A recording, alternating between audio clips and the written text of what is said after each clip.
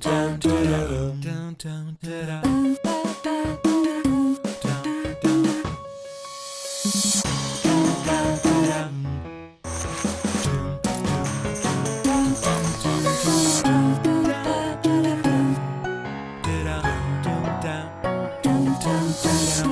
Bureau a démarré son activité en société coopérative en 2008, mais après une année qu'on avait passé en coopérative d'activité, une coopérative d'activité à Toulouse qui s'appelle la Maison de l'Initiative.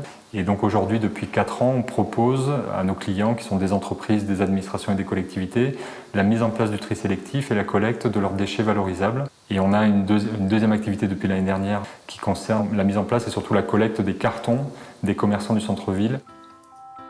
Auparavant, ces cartons étaient quand même collectés tous les jours et incinérés.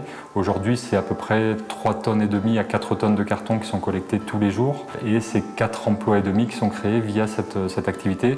Donc on est vraiment sur la logique de ce qu'on veut mettre en place avec une partie économique, un marché public, une partie environnementale qui est le recyclage de ces cartons, là en l'occurrence, et la partie sociale ou sociétale qui est la création d'emplois et les démarches d'insertion au sein d'une société coopérative qui a quand même et qui revendique un fort ancrage territorial.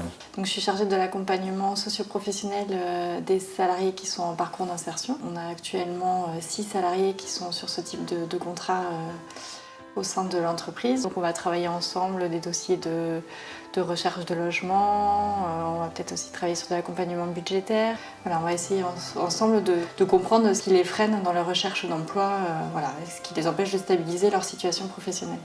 Pratiquement 70% du chiffre d'affaires est affecté à la masse salariale et encore une fois aux conditions de travail. Et c'est vraiment une décision là aussi des associés, une décision de la coopérative et non pas une décision d'un gérant qui serait gentil et qui a une politique sociale, mais que ce soit au niveau des salaires, de la mise en place de la mutuelle, avec la prise en charge de l'employeur, du 13e mois, et tout ça, ça leur est communiqué et on essaie d'expliquer pourquoi on met ça en place. C'est l'Union régionale et les 2 délégués qui travaillaient avec nous à l'époque qui nous ont vraiment accompagnés jusqu'à la création de la SCOP. Et ensuite, après le démarrage, c'est encore l'Union régionale qui a fait le lien avec d'autres partenaires, notamment pour les premiers financements. Quand Mathieu Poupon m'a présenté le statut coopératif, voilà, le mode de fonctionnement, j'ai été séduite dès le début et ça n'a fait que me confirmer en fait, dans mon choix et dans mon envie de travailler ici. Ouais.